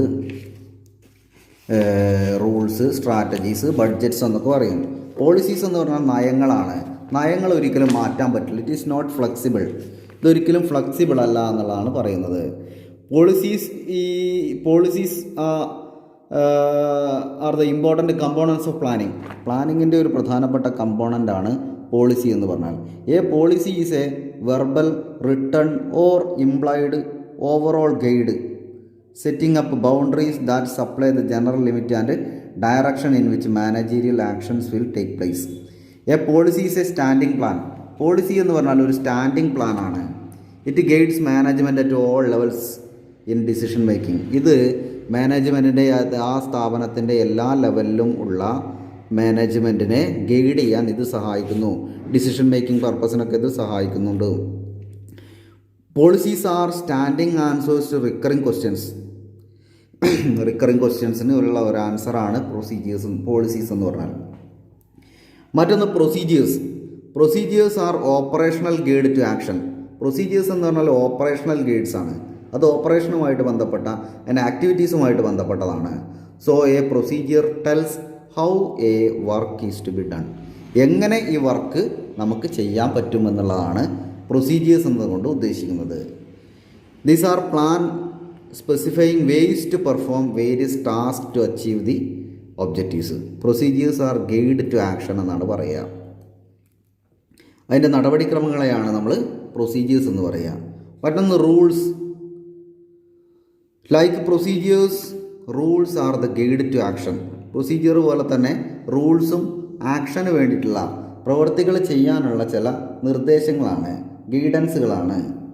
but it is not lay down any sequence of action as in the case of procedure. Procedure പോലെ ഒരു സീക്വൻഷ്യൽ ആക്ഷൻസ് ഒന്നും റൂൾസിൽ ഉണ്ടാവില്ല. Rules is a specific action to be taken or not to be taken with respect to situation. മറ്റൊന്ന് strategies, തന്ത്രങ്ങൾ. Strategy മിക്കവാറും ഒരു മിലിറ്ററിയുമായിട്ട് ബന്ധപ്പെട്ട ഒരു ടേമാണ് സ്ട്രാറ്റജി എന്ന് പറഞ്ഞാൽ. The term strategy is derived from the military where it is taken to mean the process of planning the movement of troops so as to outplay the enemy in the battlefield. മറ്റൊന്ന് budgets. Budget എന്ന് പറഞ്ഞാൽ estimating of the future needs എന്നാണ് ഉദ്ദേശിക്കുന്നത്. ഫ്യൂച്ചറിൽ വരാൻ സാധ്യതയുള്ള income and എക്സ്പെൻഡിച്ചറുകളെയാണ് നമ്മൾ budget എന്ന് പറയുക. These are the types of plans. മറ്റൊന്ന് ഡിസിഷൻ മേക്കിംഗ്, തീരുമാനമെടുക്കുക. ഡിസിഷൻ മേക്കിംഗ് എന്ന് പറഞ്ഞാൽ നമുക്ക് നമ്മുടെ ജീവിതത്തിൽ എപ്പോഴും നമ്മൾ കണ്ടുവരാറുള്ളതാണ്. തീരുമാനങ്ങൾ എടുക്കുക. ഒരു ബിസിനസ് സ്ഥാപനത്തിനകത്തും വിലപ്പെട്ട പലതരത്തിലുള്ള തീരുമാനങ്ങൾ എടുക്കാറുണ്ട്. അപ്പോൾ decision making is an integral part of the today's business management. ഇന്നത്തെ കാലത്ത് ബിസിനസ്സിൻ്റെ ഇടയിൽ ഏറ്റവും പ്രധാനപ്പെട്ട ഒന്നാണ് ഡിസിഷൻ മേക്കിംഗ് എന്ന് പറഞ്ഞാൽ. Basically rational or sound decision making is taken as primary function of management. The ability of manager is judged on the basis of decision he has made. ഒരു മാനേജറുടെ എബിലിറ്റിയെ നമ്മൾ കാണുന്നത്, അല്ലെങ്കിൽ എബിലിറ്റി നമ്മൾ തീരുമാനിക്കുന്നത്, കഴിവുള്ള ആളാണെന്ന് നമ്മൾ കാണുന്നത് അയാൾ എടുക്കുന്ന തീരുമാനങ്ങളുടെ അടിസ്ഥാനത്തിലാണ്. In the words of Trewatha and Newport, decision making involves a selection of course of action. Course of action select ചെയ്യാണ്. നമ്മൾ പ്ലാനിങ്ങിൻ്റെ കാര്യം പറഞ്ഞ പോലെ തന്നെ ഒരു കോഴ്സ് ഓഫ് ആക്ഷൻസ് സെലക്ട് ചെയ്യാണ് from among 2 or more possible alternatives in order to arrive at a solution for a given problem. ഏതെങ്കിലും ഒരു പ്രത്യേക പ്രശ്നവുമായിട്ട് ബന്ധപ്പെട്ട, ഏതെങ്കിലും പ്രത്യേക പ്രോബ്ലവുമായിട്ട് ബന്ധപ്പെട്ട 2 or 3 ആൾട്ടർനേറ്റീവ്സ് ഉണ്ടെങ്കിൽ അതിൽ നിന്നും ബെറ്റർ ആയിട്ടുള്ള ഒരു ആൾട്ടർനേറ്റീവ് സെലക്ട് ചെയ്യുന്നതിനെയാണ് നമ്മൾ ഡിസിഷൻ മേക്കിംഗ് എന്ന് പറയുക. ഇതിൻ്റെ ചില ഫീച്ചേഴ്സ് നോക്കുക. Decision making implies a choice. Decision മേക്കിങ്ങിൽ ഒരു ചോയ്സ് ഉണ്ട്. 2 or 3 ആൾട്ടർനേറ്റീവ്സ് ആണ് ഉണ്ടാവുക. അതിൽ നിന്നും ഒരു ചോയ്സ് നമുക്ക് കിട്ടുന്നു. Decision making is A selection process. അതൊരു സെലക്ഷൻ പ്രോസസ്സാണ്. 2 or 3 പോസിബിൾ ആൾട്ടർനേറ്റീവ്സിൽ നിന്നും ഒന്ന് സെലക്ട് ചെയ്യുക എന്നുള്ള ഒരു സെലക്ഷൻ പ്രോസസ്സാണ്. മറ്റൊന്ന് decision making is A continuous process. ഒരു നിരന്തരമായിട്ടുള്ള പ്രക്രിയയാണ്. നമ്മൾ ഒന്ന് അവസാനിച്ച് കഴിഞ്ഞാൽ വീണ്ടും നമ്മളത് ചെയ്യുന്നു. മറ്റൊന്ന് decision making is A kind of intellectual activity. ഒരു ഇൻ്റലിജൻ്റ് ആയിട്ടുള്ള ഇൻ്റലക്ച്വൽ ആയിട്ടുള്ള ഒരു ആക്ടിവിറ്റിയാണ് ഡിസിഷൻ മേക്കിംഗ്. ഒരു മെൻ്റൽ പ്രോസസ്സാണ്. മറ്റൊന്ന് every decision affect the past, present and future. ഏതൊരു തീരുമാനത്തെയും, ഏതൊരു തീരുമാനമെടുക്കുന്ന പ്രോസസ്സിനെയും അതിനെ പാസ്റ്റും പ്രസൻറ്റും ഫ്യൂച്ചറും അവിടെ അഫക്റ്റ് ചെയ്യുന്നു. മറ്റൊന്ന് decision have wide ranging long term and lasting effect. Decision making എന്ന് പറഞ്ഞാൽ എപ്പോഴും ലോങ് ടൈം വൈഡ് റേഞ്ചിങ് ആയിരിക്കും. ലോങ് ടേം ആയിട്ടുള്ള ഷോർട്ട് ടൈം ആയിട്ടുള്ള ലോങ് ലാസ്റ്റിംഗ് ഒക്കെ ആവാം. മറ്റൊന്ന് decisions are the tool of management. Decisions എന്ന് പറഞ്ഞാൽ ഒരു മാനേജ്മെൻറ്റിൻ്റെ ടൂളാണ്. ഇതിൻ്റെ അടിസ്ഥാനത്തിലാണ് കാര്യങ്ങൾ ചെയ്യുന്നത്. പിന്നെ ഡിസിഷൻ മേക്കിംഗ് പ്രോസസ്സ്, പ്ലാനിങ്ങിൻ്റെ പോലെ തന്നെ ഡിസിഷൻ മേക്കിങ്ങിൻ്റെയും പ്രോസസ്സ് നമ്മൾ കാണാറുണ്ട്. Decision making process.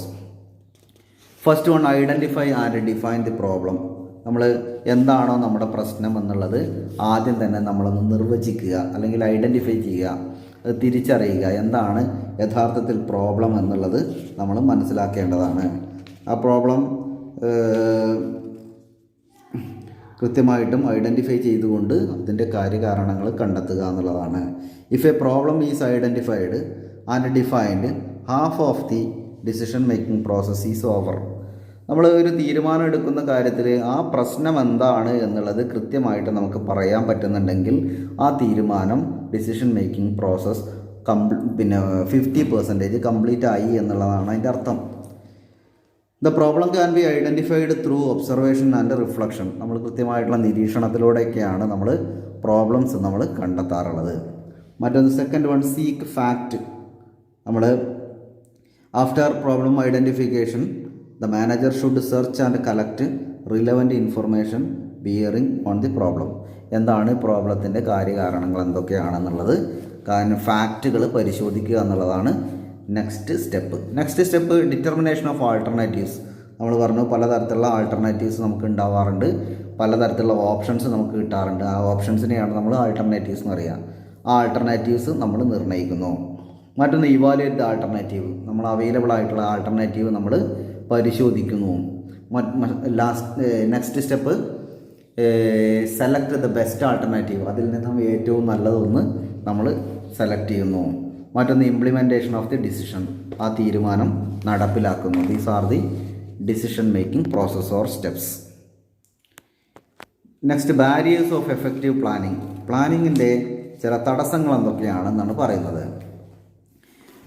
First one, difficulty of accurate premising. Planning exercise is undertaken under certain assumptions of future events. Planning എന്ന് പറഞ്ഞാൽ ഒരു ഫ്യൂച്ചർ ഈവൻറ്റുമായിട്ട് ബന്ധപ്പെട്ടതാണ്. അത് ഫ്യൂച്ചർ ഈവൻറ്റുമായിട്ട് ബന്ധപ്പെട്ട ഒരു അസംഷനാണ്. അപ്പോൾ അതിന് ലാർജ് നമ്പർ ഓഫ് എൻവയോൺമെൻറ്റൽ ഫാക്ടേഴ്സൊക്കെ ഇതുമായിട്ട് ബന്ധപ്പെട്ട് അഫക്റ്റ് ചെയ്യും. അത് ഇതിനൊരു തടസ്സമായി മാറാറുണ്ട്. മറ്റൊന്ന്, lack of appropriate planning climate. Plan ചെയ്യാനുള്ള ഒരു സാഹചര്യമില്ലായ്മ ഇതിനുള്ളൊരു തടസ്സമാണ്.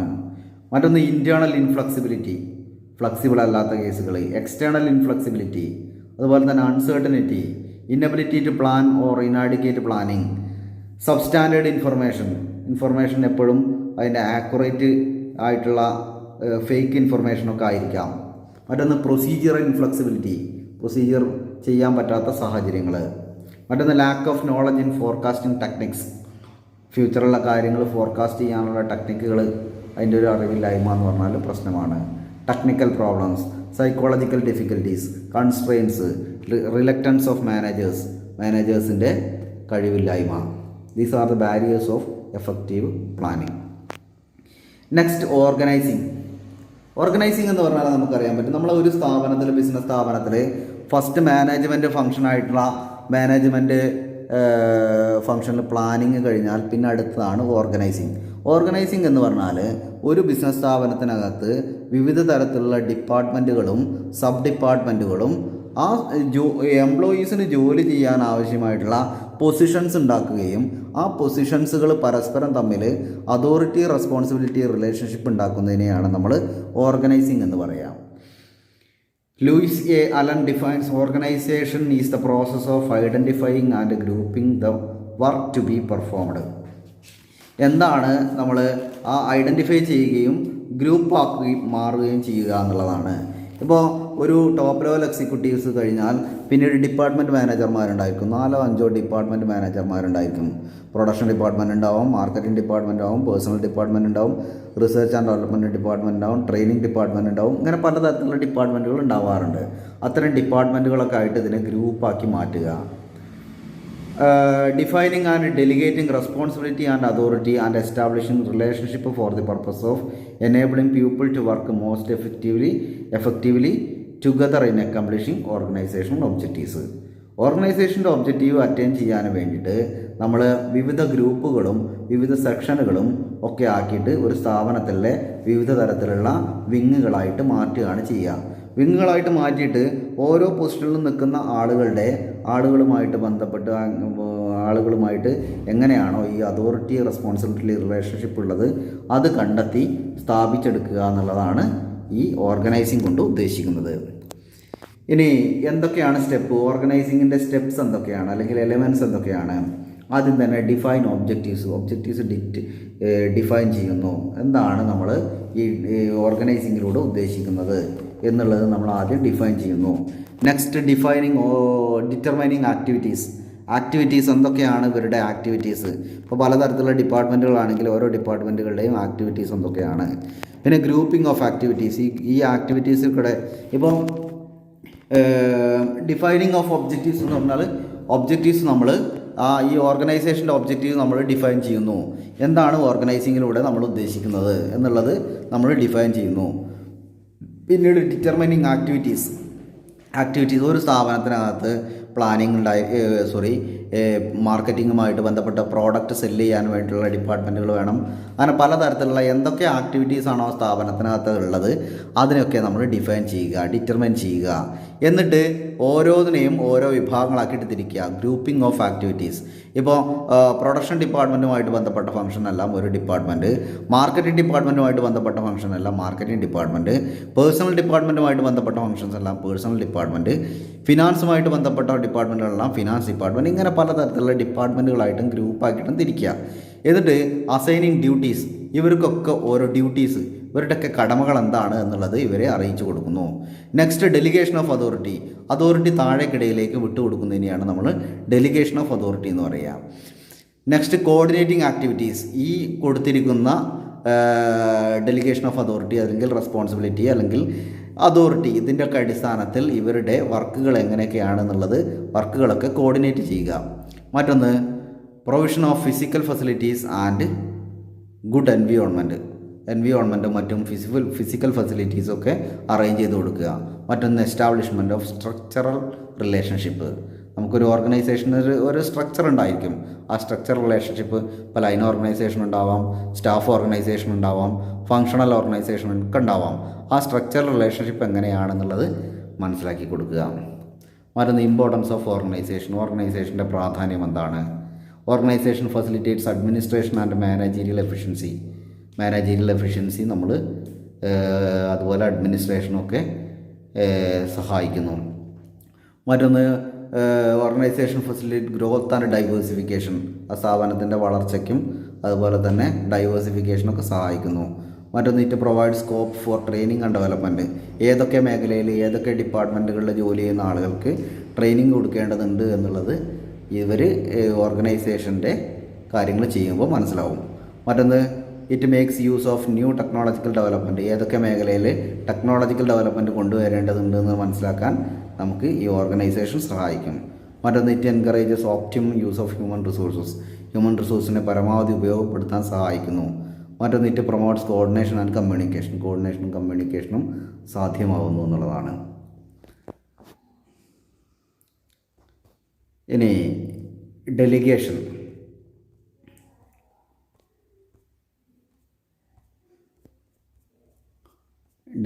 കുറിച്ചാണ് അടുത്തത് പറയുന്നത്. ഡെലിഗേഷൻ ഓഫ് അതോറിറ്റി എന്ന് പറഞ്ഞാൽ അതിൻ്റെ പ്രിൻസിപ്പിൾസ് മാത്രമാണ് ഇവിടെ പറയുന്നത്. അതിൻ്റെ ഒരു മീനിങ് നമ്മൾ മനസ്സിലാക്കി പോവേണ്ടതുണ്ട്. What is delegation? ഓർഗനൈസേഷൻ സ്ട്രക്ചറിൽ വരുന്നതാണ്.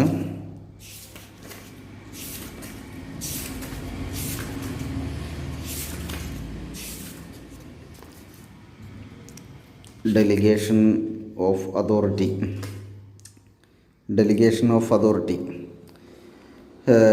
Delegation is the assignment of authority and responsibility to individuals to carry out their duties. Delegation എന്ന് പറഞ്ഞാൽ assignment of authority and responsibility ആണ്. അധികാരങ്ങൾ വിട്ടുകൊടുക്കുക, ഏൽപ്പിച്ചു കൊടുക്കുക. അതോറിറ്റിയും അധികാരങ്ങളും ഉത്തരവാദിത്തങ്ങളും താഴേക്കിടയിലുള്ള ആളുകൾക്ക് ഏൽപ്പിച്ചു കൊടുക്കുന്നതിനെയാണ് നമ്മൾ ഡെലിഗേഷൻ ഓഫ് അതോറിറ്റി എന്ന് പറയുക. Delegation of authority. ഇതിൻ്റെ ചില പ്രിൻസിപ്പിൾസ് പറയുന്നുണ്ട്. ഡെലിഗേഷൻ ഓഫ് അതോറിറ്റീസിൻ്റെ കുറച്ച് പ്രിൻസിപ്പിൾസ് പറയുന്നുണ്ട്. First one, principle of delegation by results expected. Principle of objectives. The duties or functions should be assigned to subordinates in terms of result expected. അത് നമ്മൾ ഈ ഒരു delegation of അതോറിറ്റിയിലൂടെ താഴേക്കിടയിലേക്ക് കൊടുക്കുന്ന വിവരങ്ങളെന്ന് പറഞ്ഞാൽ അതോറിറ്റിയും റെസ്പോൺസിബിലിറ്റിയും കൊടുത്തു കഴിഞ്ഞാൽ ഒരു റിസൾട്ട് പ്രതീക്ഷിച്ചുകൊണ്ടായിരിക്കും നമ്മളത് ചെയ്യുന്നത്. Next one, division of labour. Division of labour എന്ന് പറഞ്ഞാൽ നമുക്കറിയാൻ പറ്റും, a complex work should be divided into small task and each task should be assign to particular employees. ബാക്കി കാര്യങ്ങളൊക്കെ നമ്മൾ വായിച്ചു പോകാൻ പറ്റും. Principles of definition, scalar chain, unity of command, span of controlling, flexibility, unity of direction, management by exception, delegation of authority, principle of balance, simplicity, stability, accountability, ഇതൊക്കെ നമുക്ക് വായിച്ച് പോകാവുന്ന ഒരു കാര്യമാണ്. മറ്റൊന്ന് formal organisation. Formal and informal organisation. When managers are carrying on organizing process, then as a result of organizing process, an organizational structure is created to achieve systematic working and efficient utilization of resources. This type of structure is known as formal organization structure. ഒരു formal organization structure എന്ന് പറഞ്ഞാൽ നമ്മൾ ആ organising process ഒരു സ്ഥാപനത്തിനകത്ത് അതിൻ്റെ ചട്ടക്കൂടിനകത്ത് നിന്നുകൊണ്ട് കാര്യങ്ങൾ ചെയ്യുന്നതിനെയാണ് നമ്മൾ ഫോർമൽ ഓർഗനൈസേഷൻ എന്ന് പറയുക. എന്നാൽ ഇൻഫോർമൽ ഓർഗനൈസേഷൻ എന്ന് പറഞ്ഞാൽ in the formal organization structure individuals are assigned various job positions. നമ്മൾ ഫോർമൽ ഓർഗനൈസേഷൻ സ്ട്രക്ചറിനകത്ത് ഇൻഡിവിജ്വൽസിന് ഓരോ ജോബ് പൊസിഷൻ കൊടുത്തിട്ടുണ്ടായിരിക്കും. While working at those job position the individuals interact with each other. ആ ജോലി ചെയ്യുന്നതോടൊപ്പം തന്നെ ആ ജോലിക്കകത്തുള്ള ആളുകൾ പരസ്പരം അങ്ങോട്ടും ഇൻട്രാക്ട് ചെയ്യുന്നു. And develop some social and friendly group into organisation. അതിലൂടെ ഒരു സോഷ്യൽ റിലേഷൻഷിപ്പ് ആ ജോലി ചെയ്യുന്ന എംപ്ലോയീസ് തമ്മിൽ പരസ്പരം ഉണ്ടാക്കുന്നതിനെയാണ് നമ്മൾ ഇൻഫോർമൽ ഓർഗനൈസേഷൻ എന്ന് പറയുക. This network of social and friendly group form another structure in the organization which is called informal organization structure. Formal organization informal ഓർഗനൈസേഷനൊക്കെ ഡിഫറൻസ് ഒക്കെ നോക്കുക. ഓർഗനൈസേഷൻ സ്ട്രക്ചറിൽ പറയുന്നത് അടുത്ത ഏരിയ ഓർഗനൈസേഷൻ സ്ട്രക്ചറാണ്. Organization structure is the framework of relationship of individuals. Individuals ജോലി ചെയ്യുന്ന ആ ഒരു ഫ്രെയിം വർക്കിനെയാണ് നമ്മൾ ഓർഗനൈസേഷൻ സ്ട്രക്ചർ എന്ന് പറയാം. Working at various levels to accomplish the organization goals. ഓർഗനൈസേഷൻ്റെ ഗോൾസ് അറ്റൈൻ ചെയ്യാനും വേണ്ടിയിട്ട് ആ ഓർഗനൈസേഷൻ സ്ട്രക്ചറിനകത്തുള്ള ഒരു ഫ്രെയിം വർക്കിനെയാണ് നമ്മൾ ഓർഗനൈസേഷൻ സ്ട്രക്ചർ എന്ന് പറയാം. Types of organization: line organization, line and staff organization, functional organization. Line organization, line and staff organization, functional organization. 3 type ഓർഗനൈസേഷനാണ് ഇവിടെ പറയുന്നത്. ലൈൻ ഓർഗനൈസേഷൻ എന്ന് പറഞ്ഞാൽ നമുക്കറിയാൻ പറ്റും, ആ ഒരു ഓർഗനൈസേഷൻ ഹൈറാർക്കിക്കകത്ത് കൃത്യമായിട്ട് ആ ഹൈറാർക്കി മാത്രം വരുന്ന ആളുകളാണ്. ആ ഒരു ലൈൻ ഓർഗനൈസേഷനകത്ത് ഫസ്റ്റ് തന്നെ ബോർഡ് ഓഫ് ഡയറക്ടേഴ്സ് ഉണ്ടായിരിക്കും. ബോർഡ് ഓഫ് ഡയറക്ടേഴ്സിൻ്റെ താഴെ ഡിപ്പാർട്ട്മെൻറ്റ് മാനേജർമാരുണ്ടായിരിക്കും. ഡിപ്പാർട്ട്മെൻറ്റ് മാനേജർമാരുടെ താഴെ സൂപ്പർവൈസർമാരുണ്ടായിരിക്കും. അതുപോലെ തന്നെ അതിൻ്റെ താഴെ മീനിയൽ ലേബേഴ്സ് ആയിട്ടുള്ള ആളുകളുണ്ടായിരിക്കും. ഇങ്ങനെയുള്ള ഒരു സംവിധാനമാണ് ഈ ലൈൻ ഓർഗനൈസേഷൻ എന്ന് പറയുക. This is the simplest type of organisation. It is also known as military type of organisation. Under this type of organisation the line of authority flows vertically from topmost executive to lower subordinates throughout the organization structure. ഏറ്റവും top ലെവലിൽ നിൽക്കുന്ന ആളുകൾ അതിൻ്റെ തൊട്ട് താഴെയുള്ള ആളുകൾ അതിൻ്റെ കൃത്യമായിട്ടുള്ളൊരു ഹൈറാർക്കിയിലേക്ക് പോകുന്ന ഒരു സംവിധാനമാണ് ലൈൻ ഓർഗനൈസേഷൻ. ഇനി ലൈൻ ആൻഡ് സ്റ്റാഫ് ഓർഗനൈസേഷൻ എന്ന് പറഞ്ഞാൽ പറയുന്ന പോലെ തന്നെ ഒരു സ്റ്റാഫും കൂടി ഉണ്ടായിരിക്കും, ഒരു പേഴ്സണൽ സ്റ്റാഫും കൂടി ഉൾപ്പെടുന്ന ഒരു സംവിധാനമാണ് line and staff organisation. As the names It self-suggests it is a combination of line and staff officers. According to Louis A. Allen, line refers to those elements which have the responsibility and authority and are accountable for accomplishment of primary objectives.